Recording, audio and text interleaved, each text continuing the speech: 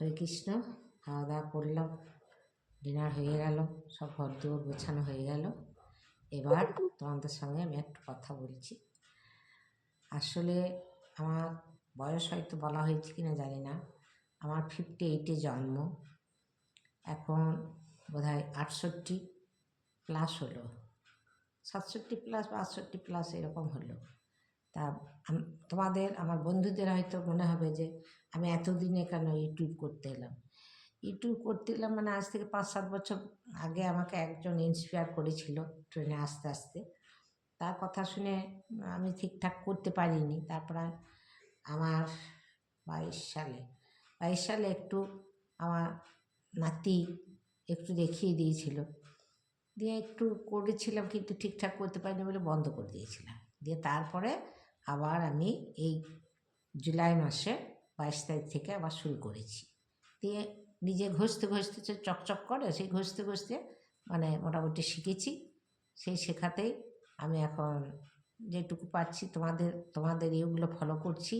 তোমাদের ভিডিওগুলো, যাদের ভিডিওগুলো শিক্ষামূলক সেই ভিডিওগুলো আমি দেখছি, সাবস্ক্রাইবও করেছি। তা তোমরাও আমাকে সাবস্ক্রাইব করো। আমার ইচ্ছা তোমাদের পিছনে পিছনে আমি যেন সাকসেস হতে পারি, এটাই আমার ইচ্ছা। আর ধরো এতটা বয়সে তো সংসার জীবন প্লাস বাহ্যিক জীবন প্লাস কী বলবো স্পিরিচুয়াল দিক থেকে কিছু তো সঞ্চয় করেছি। সেই সঞ্চয়গুলো একটু একটু করে তোমাদের মধ্যে ছড়িয়ে দিতে চাই। তোমাদের কাছ থেকে যেমন আমি শিখছি বর্তমান সময়ের জিনিস, তেমনি আমার কাছেও অনেক পৌরাণিক জিনিস, অনেক কিছু তোমরা জানতে পারবে, ধীরে ধীরে জানতে পারবে।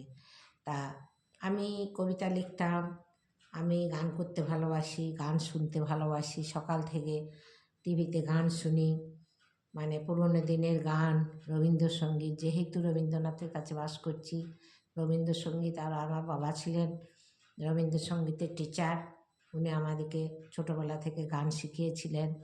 গান আমরা করতাম, কিন্তু মনে করো সব ফ্যামিলিতে তো গানের চর্চা থাকে না। আমার শ্বশুরবাড়ির ফ্যামিলিতে সেরকম গানের চর্চা ছিল না বলে আমরা সেটা চর্চা করতে পারিনি, কিন্তু প্রতিটি রবীন্দ্রসঙ্গীতে লিপ দেওয়ার মতো ক্ষমতা রাখি, প্রত্যেকটা গানে এবং প্রত্যেকটা পুরনো গানে, পুরনো স্বর্ণযুগের গানগুলোতে প্রত্যেকটাতে মানে প্রত্যেকটা লাইন, 2 লাইন 4 লাইন 1 লাইন সব করতে পারি। বেশ, এটুকু তোমাদেরকে বলার ছিল। বেশি বড় হয়ে যাচ্ছে, এখানেই রাখছি। তোমরা আবার ভিডিওটা দেখবে। গুড নাইট, ভালো থাকো সবাই।